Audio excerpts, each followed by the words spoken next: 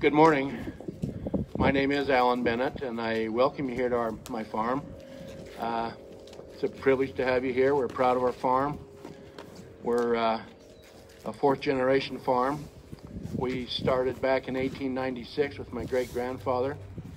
He actually built this barn, and it's been passed down through the generations to me. So we've been in existence for 125 years. We designated back in 1996 as a Utah Century Farm and Ranch, meaning that we've been in the same family for over 100 years. We're very proud of what we do. We farm about 600 acres in Davis County and South Weber County. Our main crops are produce. We raise yellow and red onions, various varieties of potatoes, tomatoes, peppers, squash, watermelon, and we take great pride in that. Our name goes on those products, and so we're very selective of the quality that goes in our containers because our name is on it, and because we want to provide a product that is safe and wholesome and delicious. We take great pride in feeding our neighbors and those folks that live up and down the Wasatch Front. It brings a great satisfaction to be able to watch somebody receive these products and the enjoyment they have as they consume them. That's what it's all about in my eyes. And I enjoy that, and I want to continue to enjoy that.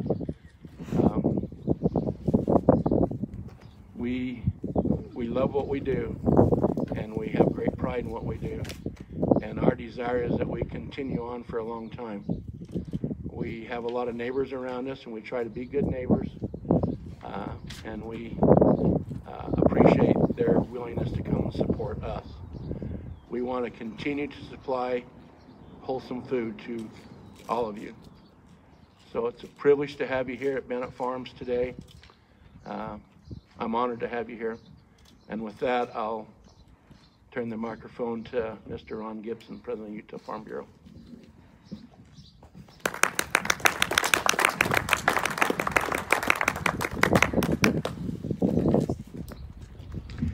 Welcome, everybody.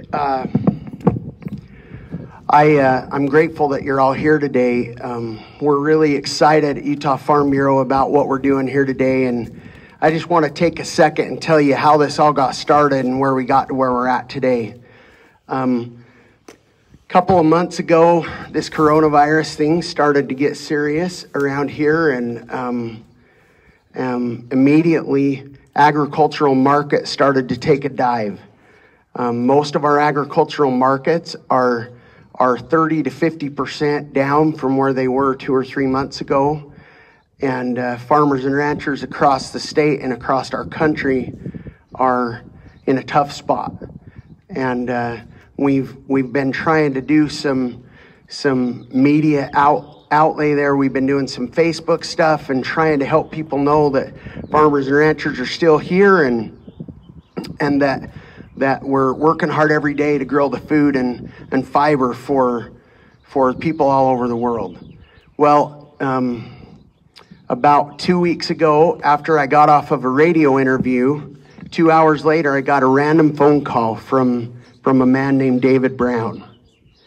And he says, "Is this Ron Gibson?" I said, "Yeah." And he says, "Well, my name's David Brown, and my wife heard you on the radio, and we want to know how we can help you."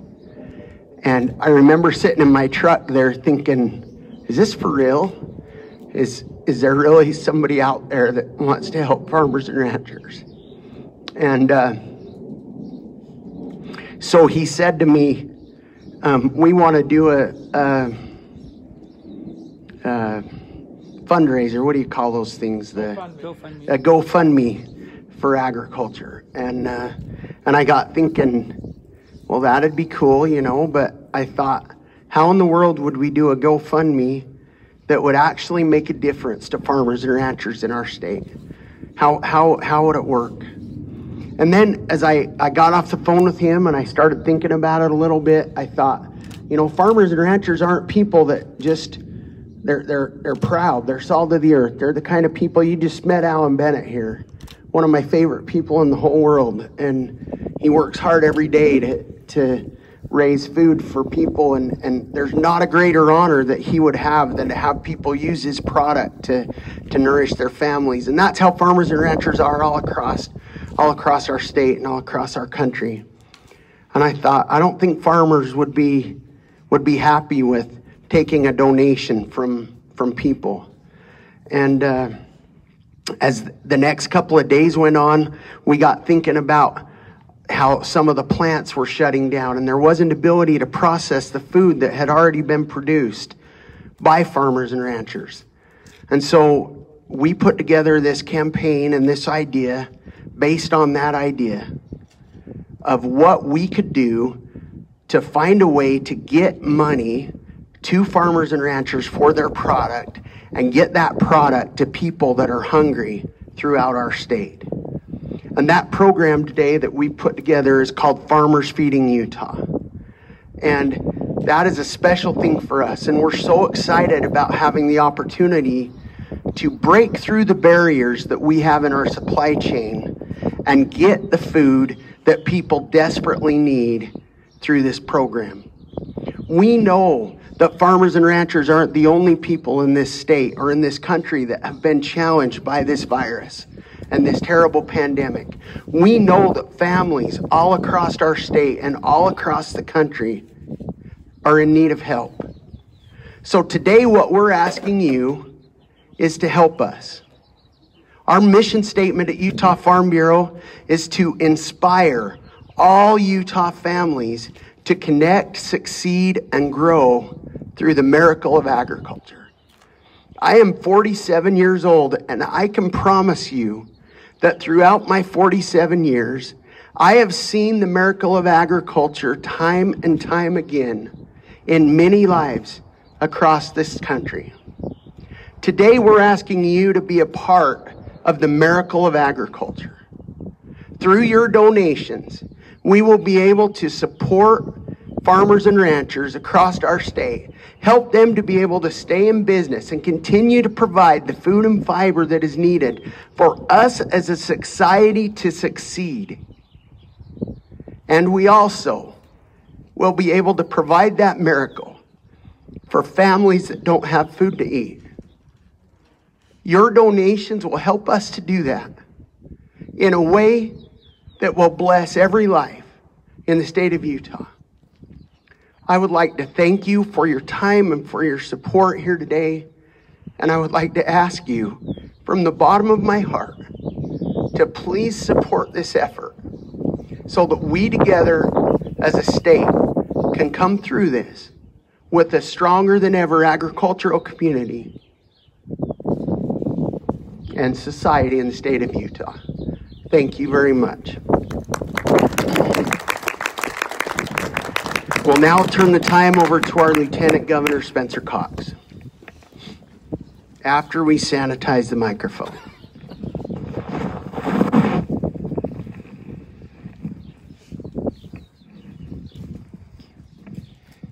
Thank you, Ron, and thanks to all of you who are here today. To the Bennett family, thank you so much for hosting us.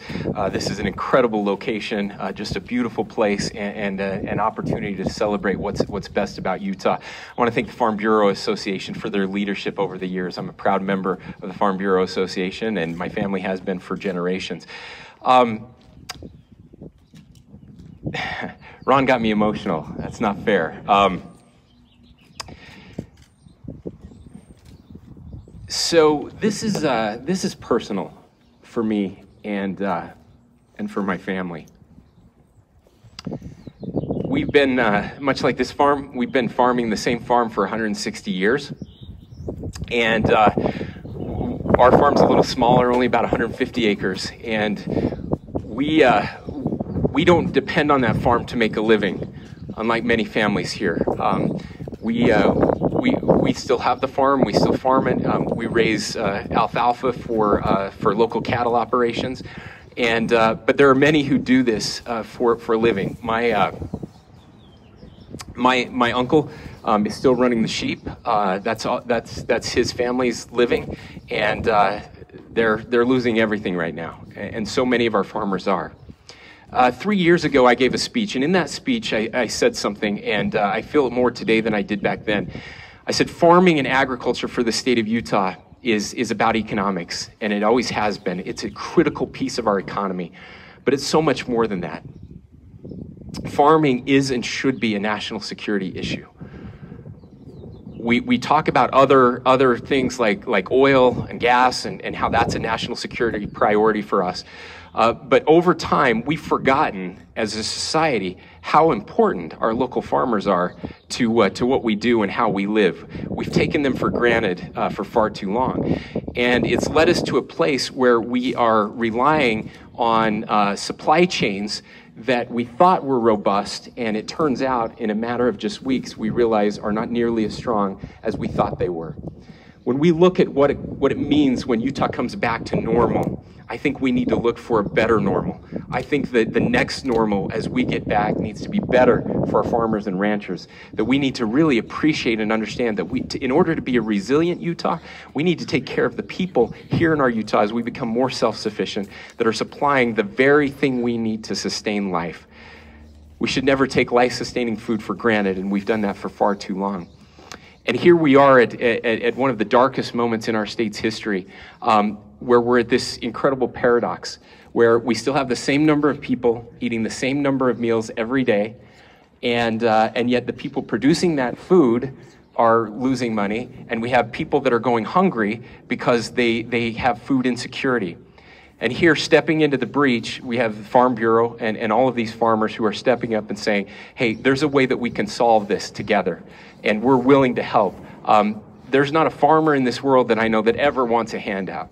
And that's what makes me so proud about what they're doing today is we can come together, we can donate, and we can help buy the product that our farmers are producing, and we can use it to feed those who are struggling. I know they're starting on the Navajo Nation, where there is a tremendous amount of pain right now. We know that they have their mortality rates and the high positive testing rate that is happening down there, and it's making it harder and harder for them. And again, into the breach, our farmers are stepping up. But we know that with food banks, there's going to be pressure as that continues, as so many people have lost jobs. And as we work to rebuild this economy, we've got to make sure that they're taken care of. This is the perfect way, the two birds with one stone. We get a chance right now to help our farmers and to help those people that are suffering from food insecurity. And so my plea to Utahns is this is a worthy cause. Please donate. Please help.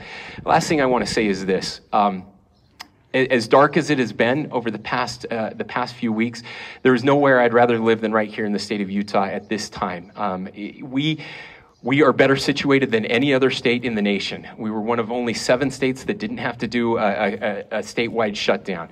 We're one of the first 5 states to start to reopen things back up. The future is very bright for us. We know it's going to take a little while. There are going to be bumps along the road. But we have the best and brightest anywhere in the world right here in the state of Utah that are working to get people back to work, to make sure that the economy recovers, and to make sure that we get our people fed. In the meantime, we need to reevaluate everything we know about the supply chain and about food.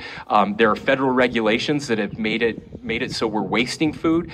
Those need to be reevaluated and need to be changed, and we can make those changes. But for right now, it's about Utahns coming together. We lead the nation in volunteerism every year. We lead the nation in charitable giving every year. This is the place where we're going to help our farmers, and we're going to help those that stand in need, and we're going to do it together. So again, thank you for your leadership.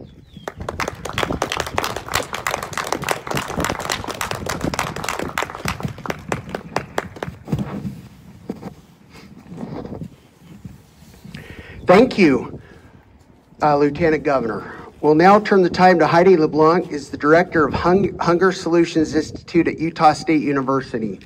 They are a great partner of ours in this project, and we're extremely excited for what the future holds with our partnership here.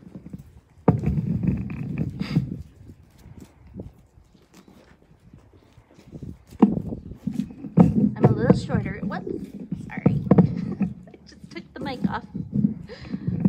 All right, hi, I'm Heidi LeBlanc with Utah State University Hunger Solutions Institute, and I am very excited to be here. I'm excited for this project. and for the opportunity that it has to help so many people in Utah. We have an unprecedented amount of people that are in need right now. The Hunger Solutions Institute started at Utah State University in 2018, and the mission of that institute is to get community members, agencies, and Utah State University together to work on solving hunger-related issues throughout Utah. And this is the perfect example of how to provide community partnerships through that. Under the Hunger Solutions Institute, we have a program called Create Better Help. And it is a SNAP-Ed program. We focus on serving low-income families. We teach them cooking skills, nutrition, physical activity related things that, and here is our mission. We work with partners to provide food and nutrition education, cooking skills, food access to people in need in a way that inspires public confidence and supports American agriculture. And I can't think of another way at this time that would be better than to be working with Farmers Feeding Utah. And you can go to farmersfeedingutah.org, and that's where you can start to donate and find out what is happening throughout the state. Right now we have, like I mentioned, we have a huge number of people in need. The food assistance programs are running out of food.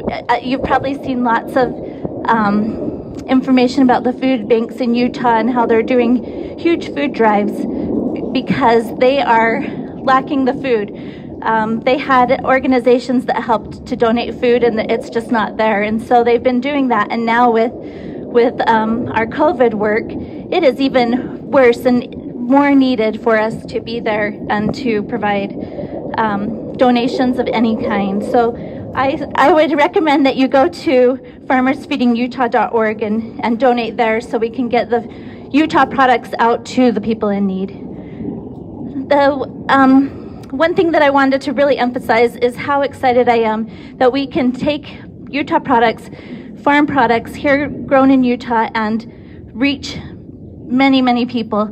The way we want to reach them is just identifying need and going to communities, rural and urban, to make sure that we don't leave anybody that needs food and access to food. So your donations are going to help with multiple levels. It will help the farmers and it will help people in need as well. Okay.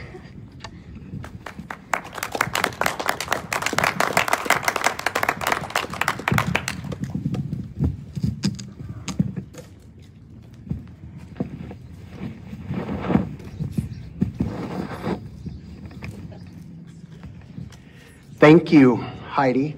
We'd now like to introduce our great Commissioner of Agriculture in the state of Utah, Kelli Pierson. Kelli is an awesome man and a very good advocate for agriculture.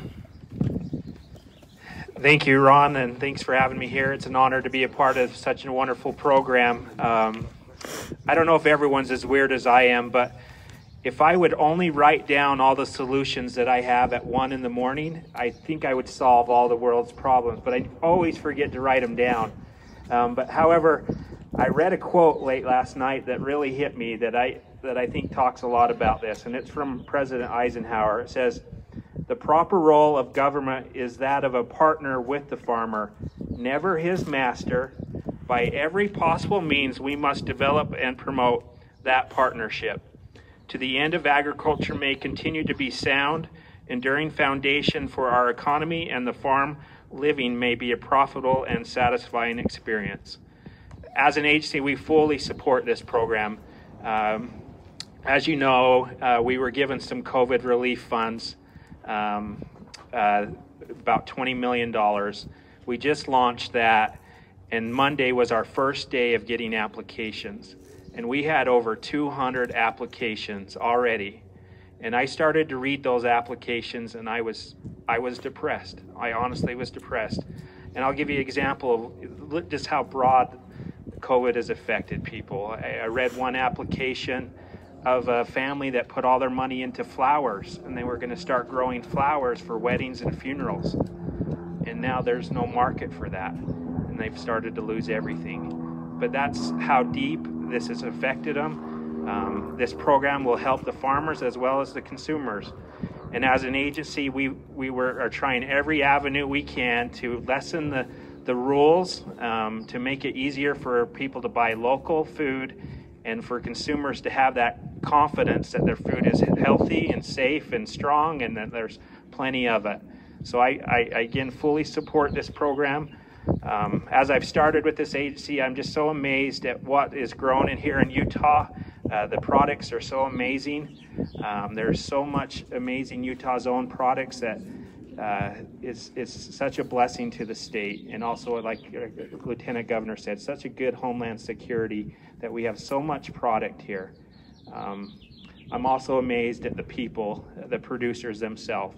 I remember talking to an egg producer early when eggs were hard to find, and he told me that he was beefing up his operation because he was so worried that nobody was getting eggs that wanted it. But he was also so worried that he had to raise his prices 30 cents per dozen. And he thought he was going to get hammered for gouging, but he was so depressed over that somebody was not getting eggs that wanted it. And that's the kind of people we have here in Utah, and I'm very proud of them. And as an agency, again, I hope everyone will donate to this program, and we'll continue to find ways to help support Farm Bureau launch this. So thank you for your time.